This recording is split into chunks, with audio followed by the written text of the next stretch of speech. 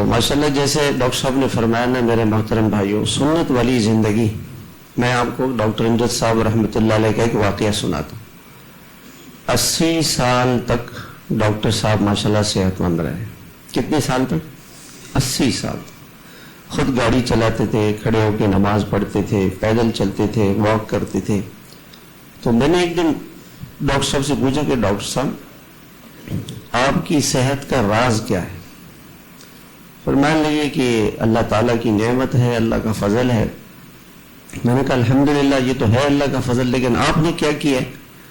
تو فرمانے لگے کہ بھائی مولوی صاحب سنت زندگی گزارو، سنت زندگی اور سنت غذا۔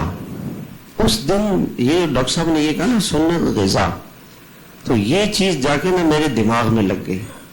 میں نے کہا کہ ہم نہ سنت زندگی ہے نہ سنت غذا ہے۔ میں آپ سے پوچھتا ہوں، سنت زندگی میں رات کا سونا کس وقت ہے؟ عشاء کے بعد۔ اور جاگنا کس وقت ہے؟ صبح تہجد میں۔ ایک حکیم صاحب تھے یہاں نیو کراچی میں، ان کی عمر 70 سال تھی اور بالکل صحت مند، بالکل صحت مند۔ تو کسی نے پوچھا حکیم صاحب آپ کی صحت کا راز کیا ہے؟ فرمانے لگے کہ تمام اطباء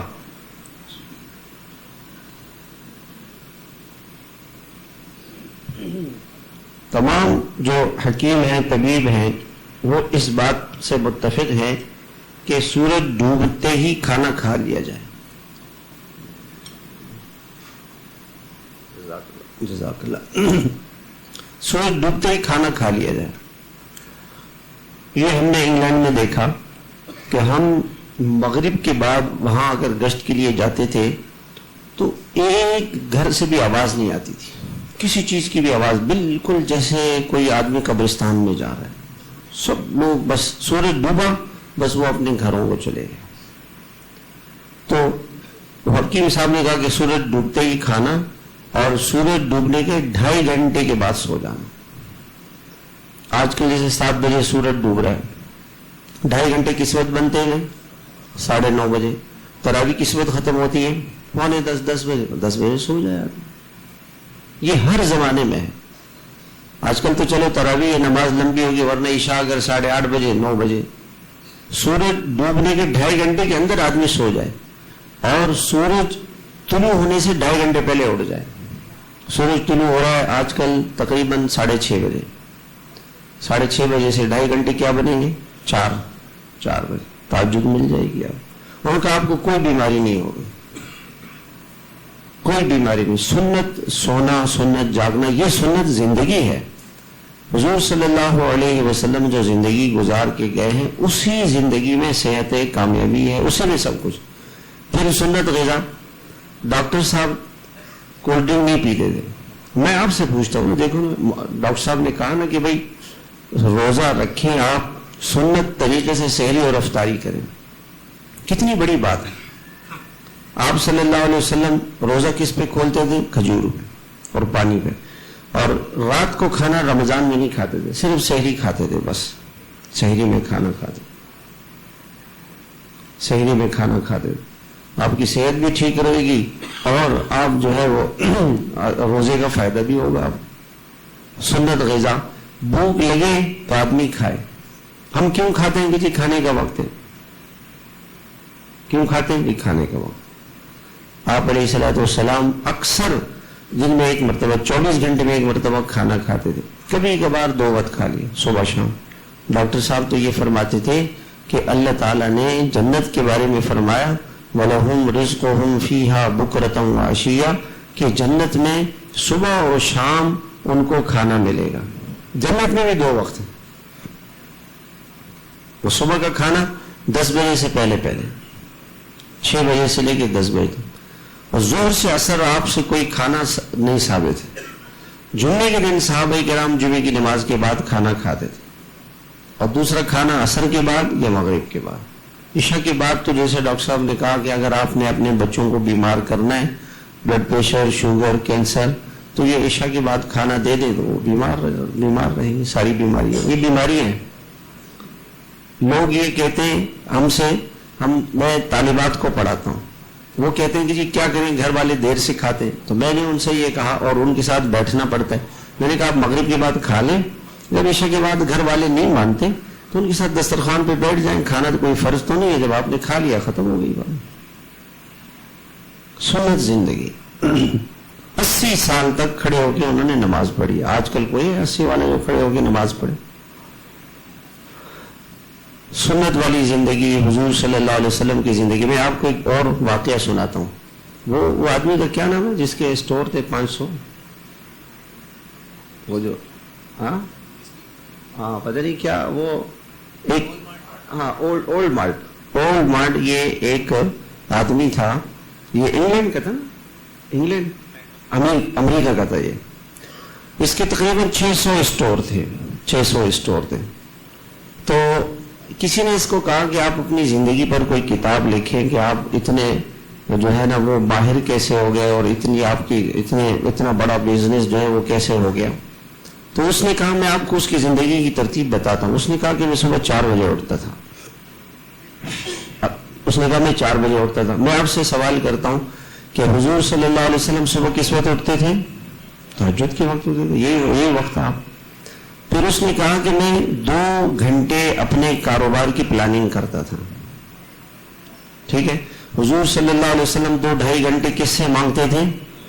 اللہ سے مانگتے تھے، اللہ سے اپنا کنیکشن جوڑنا، مانگنا، اپنے مسائل اللہ کے سامنے رکھنا۔ اور اس نے کہا کہ میں 2 گھنٹے کاروبار پلاننگ کرتا تھا۔ 6 بجے اس نے کہا کہ میں نکلتا تھا گھر سے، ناشتہ کر کے 6 بجے نکلتا تھا، اور 7 بجے وہ خود فلائٹ چلاتا تھا کہ میں ایئرپورٹ پہنچ کے 1 گھنٹے میں فلائٹ لے کے، کبھی جس شہر میں مجھے جانا ہوتا تھا 1 گھنٹے 1.5 گھنٹے کی فلائٹ لے کے میں کسی شہر میں 8:30 بجے پہنچ گیا۔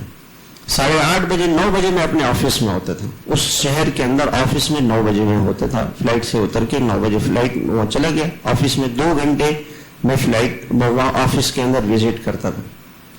11 بجے اس نے کہا کہ میں 11 بجے سے لے کے 12 بجے تک اپنے پورے 600 اسٹور میں ٹی وی پر وہ آ کے ہدایات دیتا تھا لوگوں کو۔ اور انہوں نے کہا کہ جب آپ کے اسٹور میں کوئی آئے تو آپ سارے کام چھوڑ کے اس کو ویلکم کریں، اور گڈ مارننگ اور گڈ ایوننگ اس طرح کوئی جملہ کہیں، اور اس کے سامنے آپ مسکرائیں، ٹھیک ہے جی۔ حضور صلی اللہ علیہ وسلم کے ساتھ جب کوئی ملتا تھا تو آپ کے چہرے پہ کیا ہوتی تھی؟ مسکراہٹ۔ اور آپ سلام کرنے میں کیا کرتے تھے؟ پہل کرتے تھے۔ دیکھو یہ ساری سنت والی۔ پھر اس نے کہا کہ آپ اس کو یہ کہیں گے کین آئی ہیلپ یو، میں آپ کی کوئی مدد کر سکتا ہوں؟ تو وہ گاہک خود بخود خوش ہوگا، اچھے اخلاق سے آپ اس سے بات کریں گے تو وہ آپ کی بات لے گا اور آپ سے چیز لے گا۔ غصہ نہیں کرنا ہے، ڈانٹنا نہیں ہے، اگر وہ کوئی کمی اور عیب بتائے تو تسلیم کر لے کہ ہاں سوری ہم سے غلطی ہوئی، اپنی غلطی تسلیم کر لے۔ یہ ہدایات دیتا تھا وہ۔ 12 بجے سے لے کے 1 بجے تک وہ کھیلتا تھا، یہ ٹیبل ٹینس ہے، اسکواش۔ وہاں ایک آدمی اس نے ہر شہر میں مقرر کیا ہوا تھا، جو اس کا تھا سیکرٹری، اس کے ساتھ جاتا تھا اور وہاں کسی کورٹ کا کسی جگہ کا انتظام کرتا تھا۔ وہ 12 سے 1 بجے تک جو ہے وہ کھیلنے میں لگاتا تھا۔ پھر وہ اپنے اصل آفس میں آ جاتا تھا 2 بجے، 2 بجے سے لے کے 5 بجے تک وہ کام کرتا تھا بس۔ پھر 5 بجے وہ گھر آ جاتا تھا، اور گھر آ کر کے 8 بجے تک اپنے بچوں کے ساتھ 5 سے 8 بجے تک 3 گھنٹے میں کھانا پینا گھر میں بچوں کے ساتھ، 8 بجے وہ سو جاتا تھا عشاء کے وقت میں۔ میں آپ سے ایک سوال کرتا ہوں کہ یہ جو زندگی اس نے گزاری ہے یہ کس کی زندگی تھی؟ رسول اللہ صلی اللہ علیہ وسلم۔ رسول اللہ صلی اللہ علیہ وسلم کی زندگی کافر نے گزاری اور اس کو فائدہ ہو گیا، اور مسلمان اس زندگی کو چھوڑیں گے چاہے مسلمان ہو، ان کو فائدہ نہیں ہو۔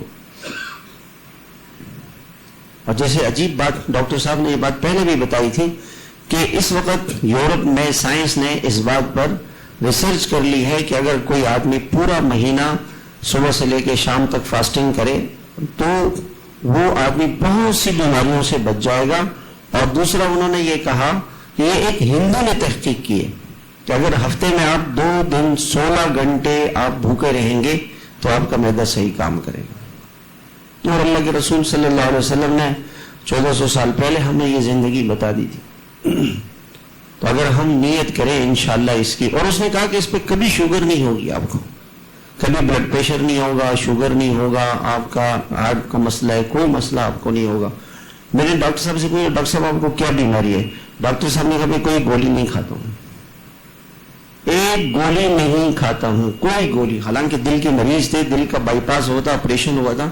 فرمانے لگے کہ دل کا بائی پاس اس لیے ہوا کہ ہمارے والد صاحب کو یہ بیماری تھی، تو یہ یعنی خاندانی بیماری تھی، اور اس کے بعد پھر میں کوئی دوائی نہیں کھاتا ہوں، کوئی دوائی نہیں کھاتا۔ میں اپنی کلاس میں پڑھاتا ہوں نا بچوں کو، تو ہماری کلاس میں کبھی 30 بچے ہوتے ہیں، کبھی 20، کبھی 40 بچے ہوتے ہیں، 20-30 تقریباً۔ تو میں بچیوں سے پوچھتا ہوں، طالبات سے، کہ یہ بتاؤ کہ کتنے گھر ایسے ہیں جس میں کوئی دوائی نہیں کھاتا؟ تو وہ کہتے ہیں کہ 1 یا 2 گھر ایسے ہیں۔ 90% گھروں میں بیمار دوائیاں کھا رہے ہیں۔ آپ حضرات ہاتھ اٹھائیں، کس کس کے گھر میں دادا دادی، نانا نانی، بہن بھائی، بیوی، بچے دوائی روزانہ کھاتے ہیں بلڈ پریشر شوگر کی؟ ہاتھ اٹھائیں، دیکھیں آپ کو اندازہ ہو جائے گا 90% لوگ۔ اور میں یہ پوچھتا ہوں کتنے گھر ایسے ہیں جس میں کوئی نہ کوئی بیٹھ کے نماز پڑھ رہا ہوتا ہے؟ کتنے گھر ایسے کوئی نہ کوئی بیٹھ کے نماز پڑھ رہا ہے، باپ پڑھ رہا ہے، دادا پڑھ رہا ہے، نانا پڑھ رہا ہے، نانی پڑھ رہی ہے، والدہ پڑھ رہی ہے۔ اسی یہ بیماریاں اسی وجہ سے کہ ہم نے حضور صلی اللہ علیہ وسلم والی زندگی کو چھوڑ دیا ہے۔ آپ صلی اللہ علیہ وسلم والی زندگی کو اختیار کریں، آپ کی مبارک زندگی میں اللہ تعالیٰ نے برکتیں رکھی ہیں، ہماری دنیا بھی اچھی ہو جائے گی، دنیا بھی اچھی ہو جائے گی اور آخرت، اسی لیے بیماریاں بڑھ رہی ہیں۔ تو ہم کم سے کم آنے والے بھائیوں نیت کریں گے انشاءاللہ ہم حضور صلی اللہ علیہ وسلم والی مبارک زندگی اختیار کریں۔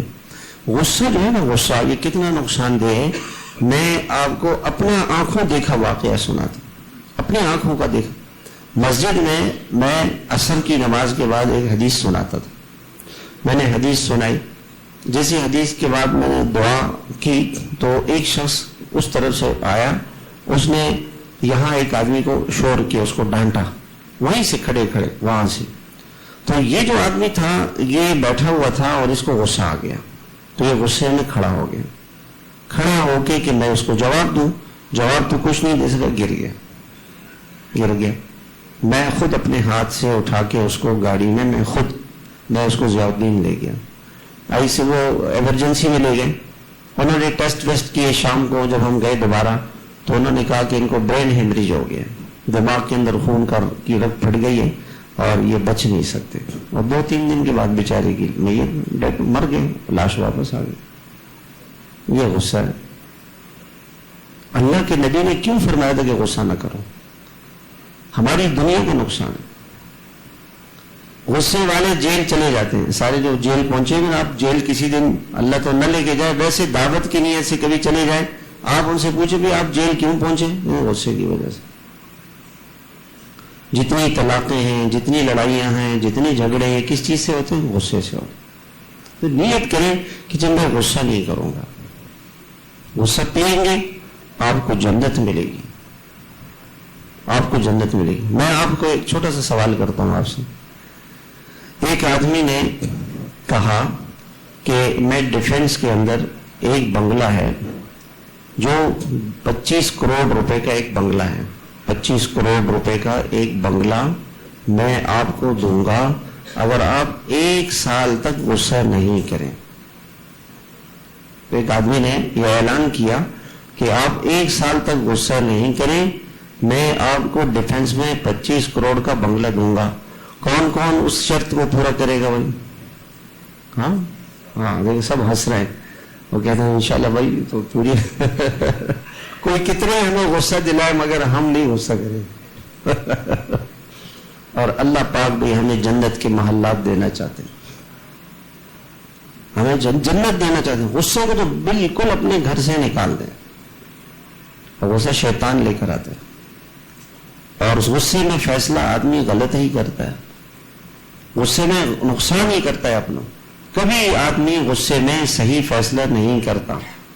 اس لیے اللہ کے نبی علیہ السلام نے فرما دیا لا تغضب۔ میں تو طلباء سے طالبات سے کہتا ہوں آپ جس جگہ سوتے ہیں نا اس کے سامنے لکھ کے یہ حدیث لگا دیں، قال رسول اللہ صلی اللہ علیہ وسلم لا تغضب اللہ کے رسول صلی اللہ علیہ وسلم نے فرمایا غصہ نہ کرنا. میں نے کہا آپ کو ہر روز یاد رہے, غصہ نہیں کریں, بالکل اپنی زندگی سے غصہ نکالیں, آپ کی زندگی پرسکون, معاف کر دیں. اللہ نے کیا بات فرمائی؟ وَلَمَنْ صَبَرَ وَغَفَرَ, جس نے صبر کیا اور پھر معاف بھی کر دیا.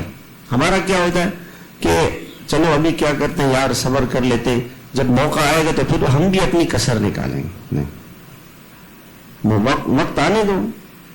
ہم انتظار کرتے ہیں کہ جب اس کا وقت آئے گا نا پھر ہم دیکھیں گے اس کے ساتھ. نہیں, معاف کر دیں.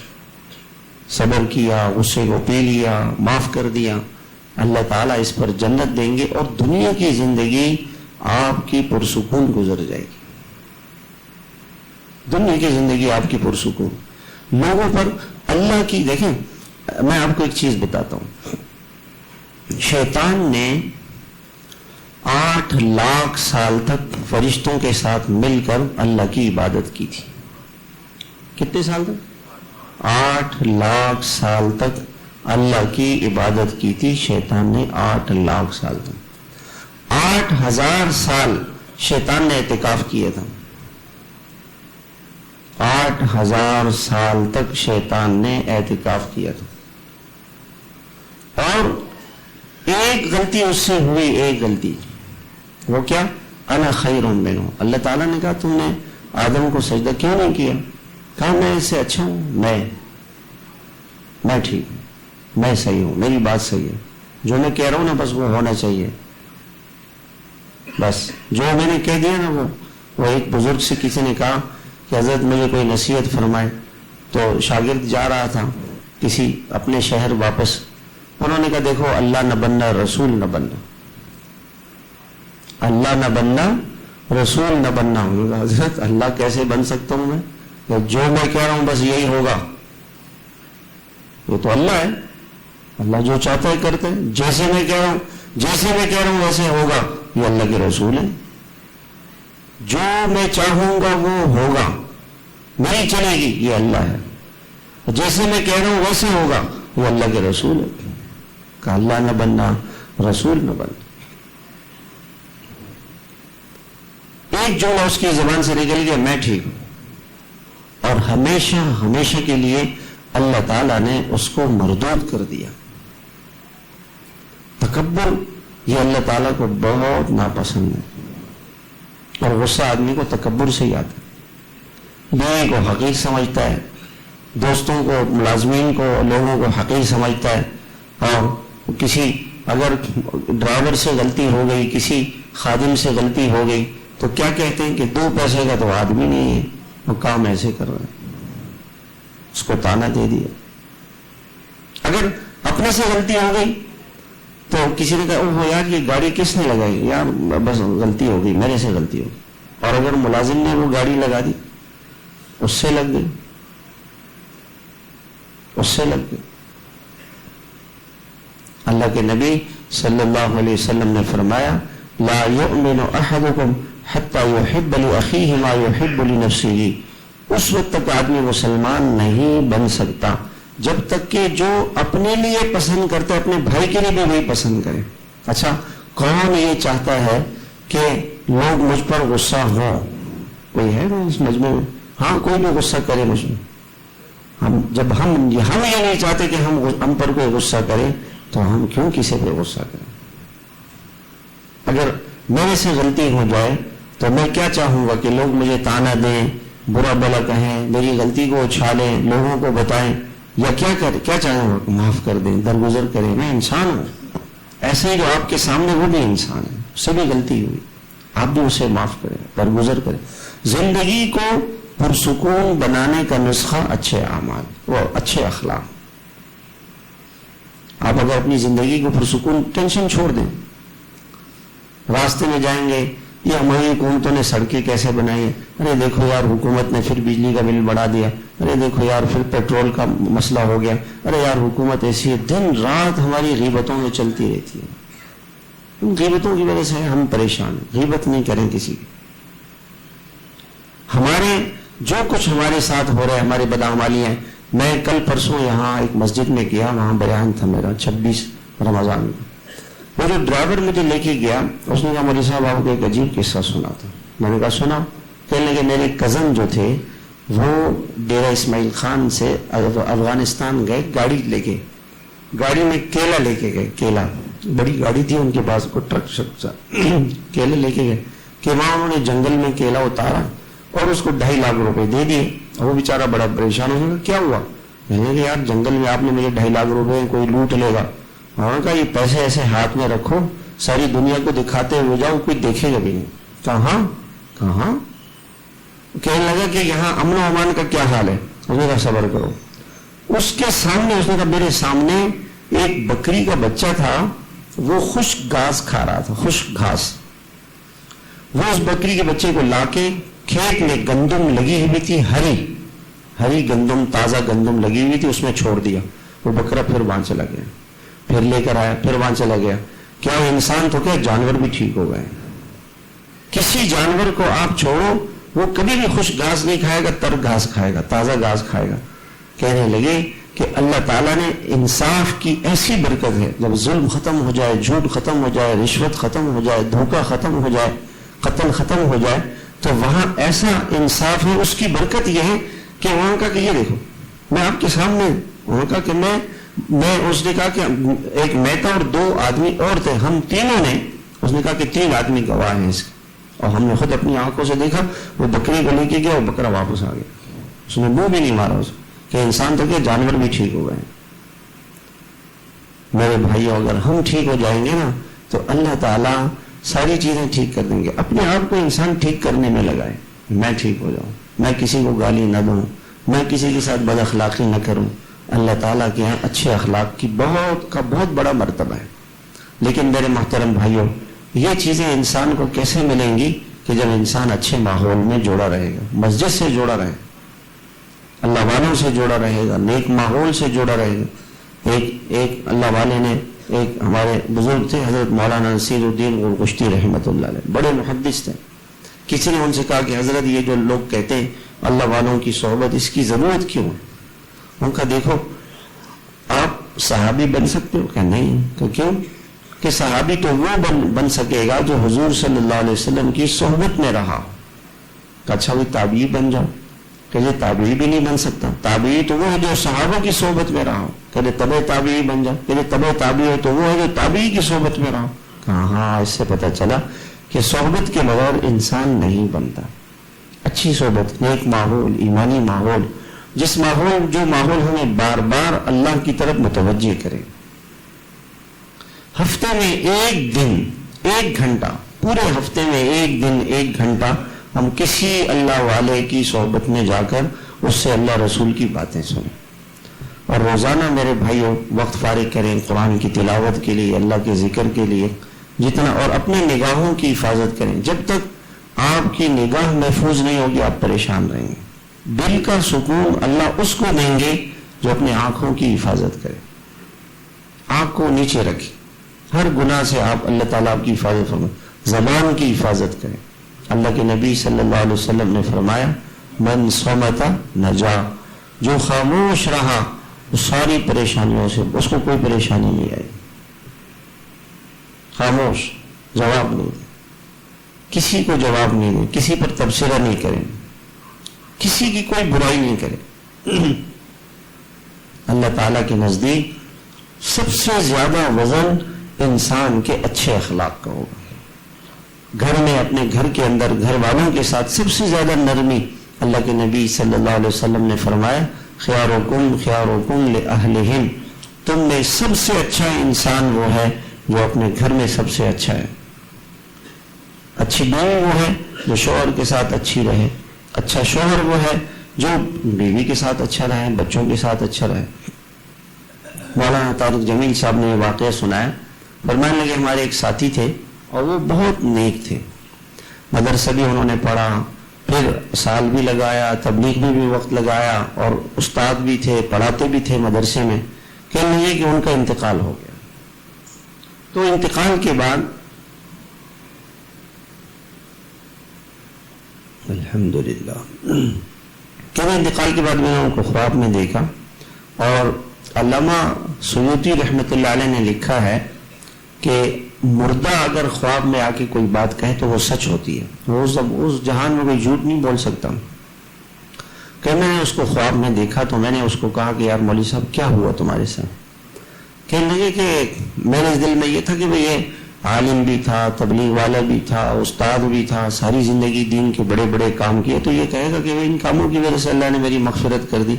کہنے لگے کہ اللہ تعالیٰ نے میری مغفرت اس بات پہ کی کہ میری جو بیوی تھی شادی کے بعد مجھے پتہ چلا کہ اس کا دماغی جو کنڈیشن تھی وہ کمزور ہے. بعض ہوتی ہے نا کہ دماغ میں ذرا تھوڑا سا نادان ناسمجھ ہوتی ہے. مجھے پتہ چل گیا کہ بھئی یہ تو میرے ساتھ یہ ہوا ہے.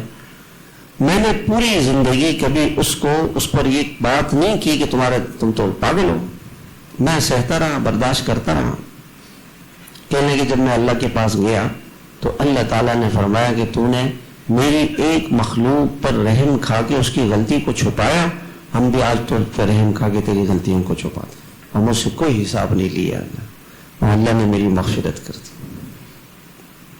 تو یہ بہت بڑا عمل ہے کہ انسان اچھے اخلاق والا ہو، معاف کرنے والا ہو، درگزر کرنے والا ہو، نرمی کرنے والا ہو. بچوں کے ساتھ ہم سختی نہیں کریں. اس زمانے میں سختی نہیں کریں. بچوں کے ساتھ دوستی لگائیں. دوستی، بچوں کو اپنا دوست بنا کے رکھیں. بچے اپنے دل کی بات ہم سے کریں، ہم وقت دیں ان کو، وقت دیں. ایک ماں رو رہی تھی تو باپ نے پوچھا کہ آپ کیوں رو رہی ہیں؟ انہوں نے کہا کہ میں نے آج بچے کی ڈائری دیکھی تو اس ڈائری میں یہ سوال ٹیچر نے کیا تھا کہ آپ کیا بننا چاہتے ہیں.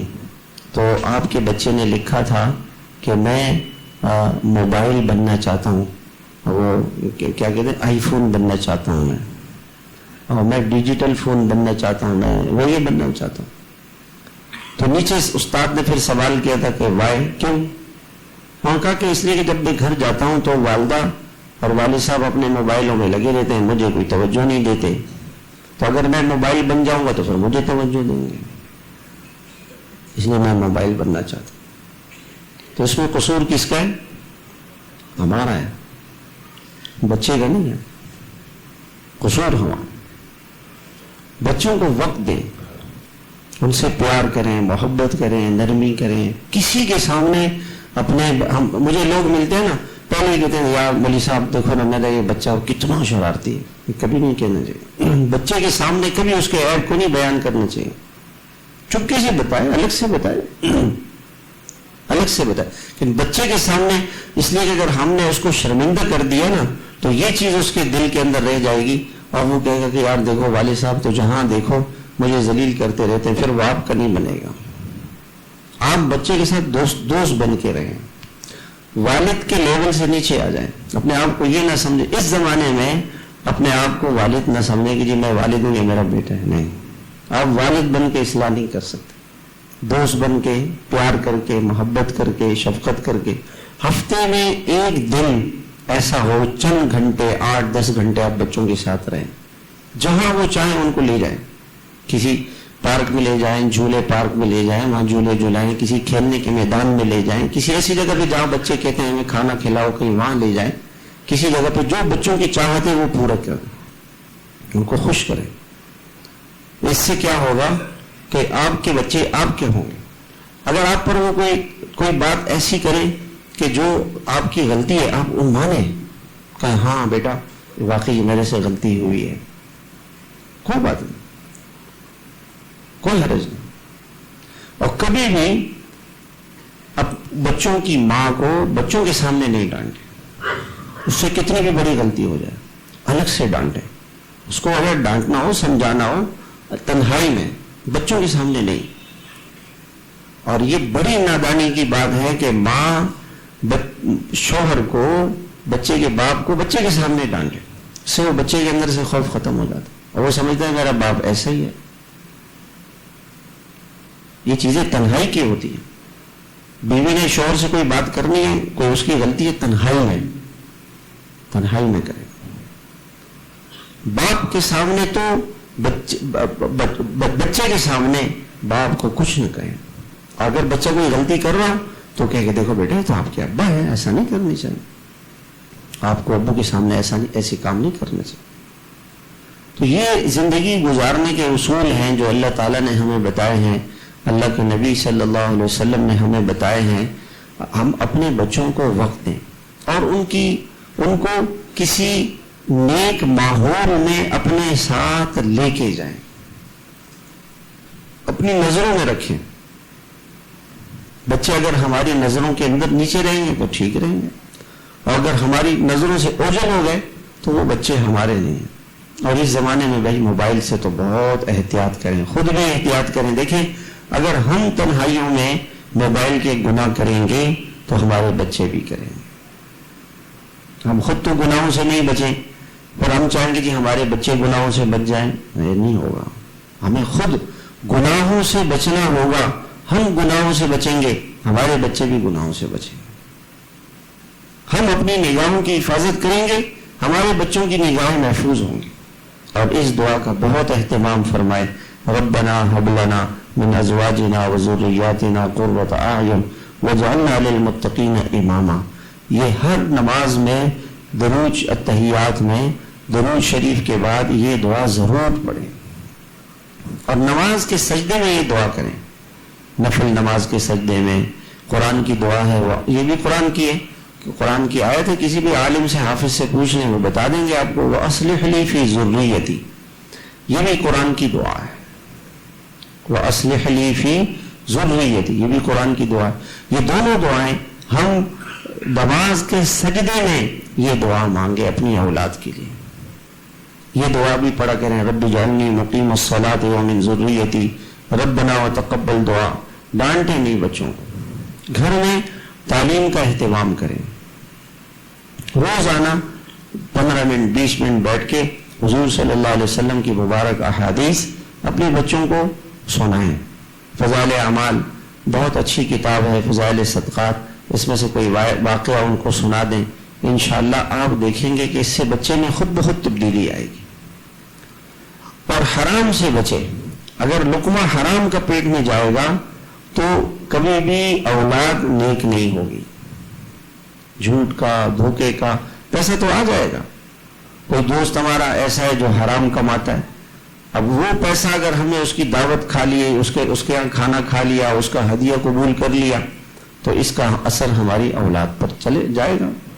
حرام سے بچے، حرام سے بہت زیادہ بچے. جھوٹ سے، جیسے حضرت نے فرمایا نا، معاملات ہمارے ٹھیک ہونے چاہیے، معاملات ہمارے ٹھیک ہونے چاہیے. اللہ تعالیٰ بھی ہم سب کو عمل کی توفیق عطا فرمائے. یہ رمضان مبارک کی شاید سعودی عرب میں تو چاند ہو گیا ہے، تو ہو سکتا ہے کہ کل یہاں پر بھی چاند ہو. تو یہ رمضان کی آخری رات حدیث میں آتا ہے مغفرت کی رات ہے. اللہ تعالیٰ سے مغفرت مانگیں، توبہ کریں، استغفار کریں. حضرت عمر رضی اللہ تعالیٰ عنہ عید کے دن رو رہے تھے. صحابہ نے پوچھا کہ عمر آپ کیوں رو رہے ہیں؟ آج تو خوشی کا دن ہے. کہا خوشی کا دن تو اس کے لیے ہے جس کی نیکیاں اللہ تعالیٰ کی ہیں قبول ہو جائیں. پتہ نہیں ہماری نیکیاں قبول ہیں کہ نہیں ہیں.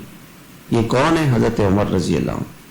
تو اللہ تعالیٰ سے دعا کرے. اور آخری دن یہ جو وقت ہے نا، اب سے لے کے کل تک استغفار بہت زیادہ کریں، یاد کر کے کہ اللہ واقعی میں صحیح طریقے سے روزے نہیں رکھ سکا، میں نے راتوں کو قیمتی نہیں بنایا، مجھے غصہ آ گیا، میں نے اچھے اخلاق سے کسی سے بات نہیں کی، اپنی کمیوں کو تلاش کر کے اللہ تعالیٰ سے میں صحیح تلاوت نہیں کر سکا، صحیح ذکر نہیں کر سکا، صدقہ و خیرات نہیں دے سکا، میں رشتہ داروں کے ساتھ اچھا سلوک نہیں کر سکا. تو اس پر اللہ تعالیٰ سے معافی مانگے. اور ہمارے مفتی شفیع صاحب رحمۃ اللہ علیہ، یہ تو حدیث پاک کے اندر آتا ہے کہ ہر افطار میں اللہ تعالیٰ 10 لاکھ لوگوں کو معاف کرتے ہیں. 10 لاکھ. اور آخری افطار، جیسے آج تک 28 روزے ہو گئے، 28 افطار ہو گئے، تو 2,80,00,000 لوگ اللہ نے آزاد کیے ہیں. تو آخری افطار میں 2,80,00,000 اور 10 لاکھ، اتنے لوگ اللہ تعالیٰ آزاد کرتے ہیں. 2,90,00,000.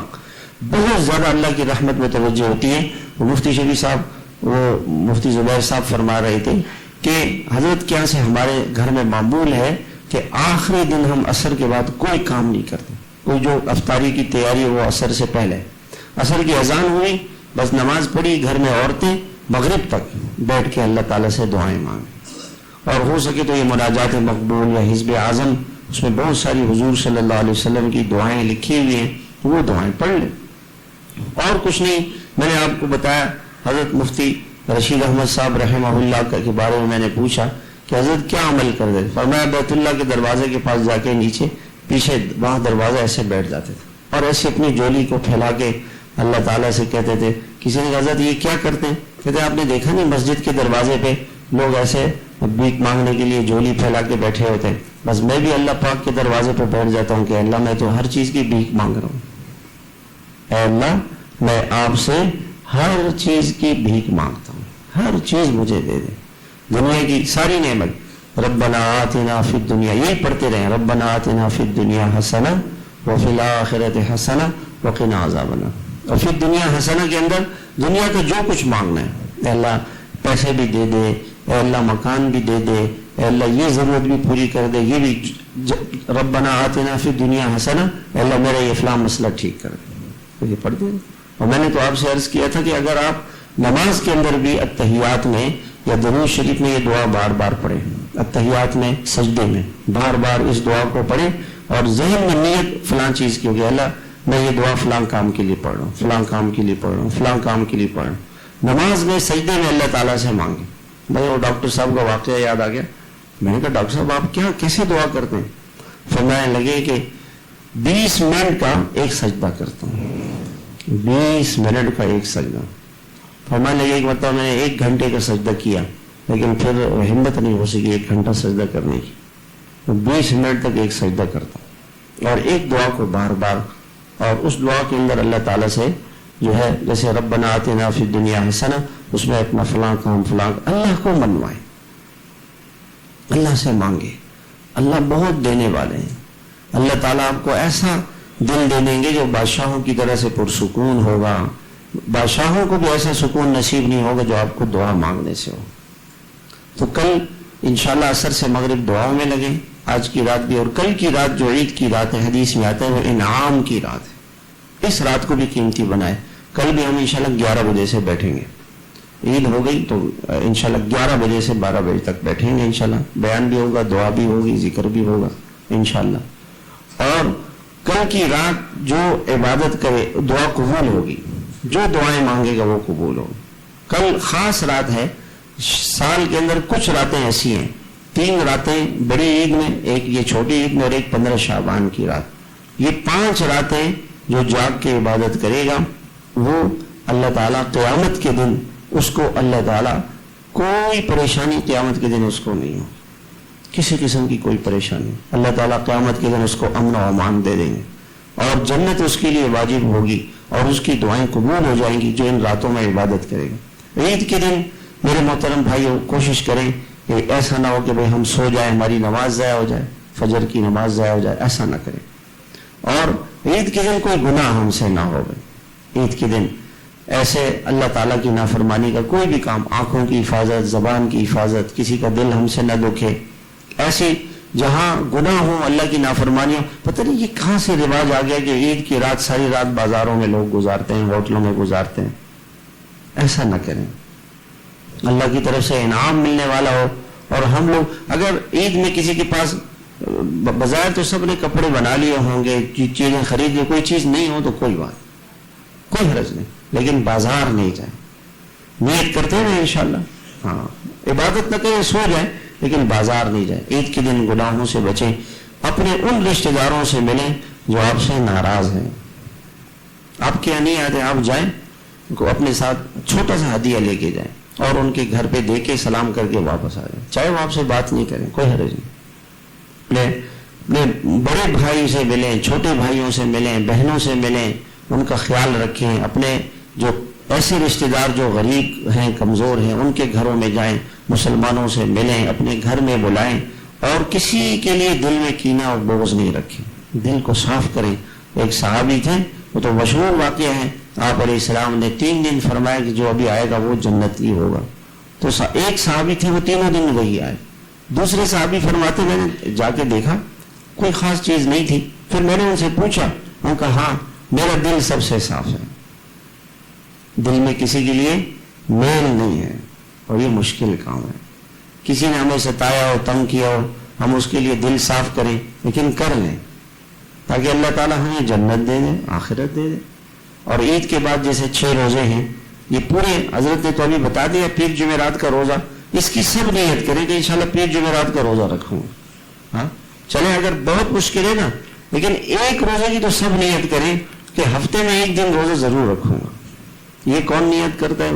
ہاں، اور وقفے سے رکھیں گے نا، اگر مستقل 3 رکھیں گے تو مشکل ہو جائے گی۔ آپ 2 پیر جمعرات پیر جمعرات پیر جمعرات آرام سے روزہ ہو جائے گا، مشکل نہیں ہے، تھوڑی سی نیت کر لیں، انشاءاللہ اللہ تعالیٰ آسان فرما دیں گے۔ اور 6 روزے، حدیث میں آتا ہے کہ جو شوال کے مہینے میں 6 روزے رکھے گا، رمضان کے روزے اور 6 روزے، تو یہ ایسا ہے کہ پورا سال اس نے روزے رکھے۔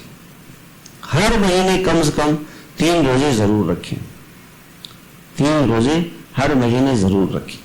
میں وہ روزوں کی بات دوبارہ بتا دیتا ہوں، کئی بھائی ابھی تشریف لائیں، ابھی ڈاکٹر عبدالباسط صاحب آئے تھے تو میں نے ان سے پوچھا کہ ڈاکٹر صاحب یہ مہینے جو پیر جمعرات کا روزہ اس کا کیا ہے؟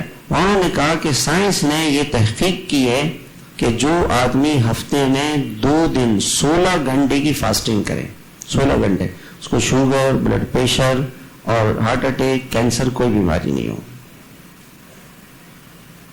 کوئی بیماری نہیں ہو، ہفتے میں 2 دن اس کی نیت کر لیں، ہمیں تو اجر بھی ملے گا، ثواب بھی ملے گا۔ آپ حدیث میں آتا ہے کہ 3 دن کے روزے جو آدمی رکھے گا تو 1 روزہ 10 کے برابر ہے، 30 روزے ہو جائیں گے۔ اللہ تعالیٰ پوری زندگی آپ کے روزے اللہ کے یہاں لکھے جائیں گے، اور مہینے میں آپ نے 3 روزے رکھ لیے تو ہفتے میں 1 روزے کی تو سبھی نیت کر لیں، اور اگر اللہ تعالیٰ ہمت دے تو پیر جمعرات، یہ مسلسل رکھنے مشکل ہو جاتے ہیں لیکن پیر جمعرات کا روزہ آسان ہے، روزے رکھ لیں انشاءاللہ۔ اللہ تعالیٰ ہمیں عمل کی توفیق عطا فرمائے۔ تھوڑی دیر اللہ تعالیٰ کا ذکر کر لیتے، دروشی پڑھ لیں، سورہ فاتحہ، سورہ اخلاص پڑھ لیں۔ اللہم صلی علی محمد وعلی۔ اور اس پیر کو بیان نہیں ہوگا چونکہ عید کا دن ہوگا، تو اگلے پیر سے انشاءاللہ پھر مجلس ہوگی انشاءاللہ۔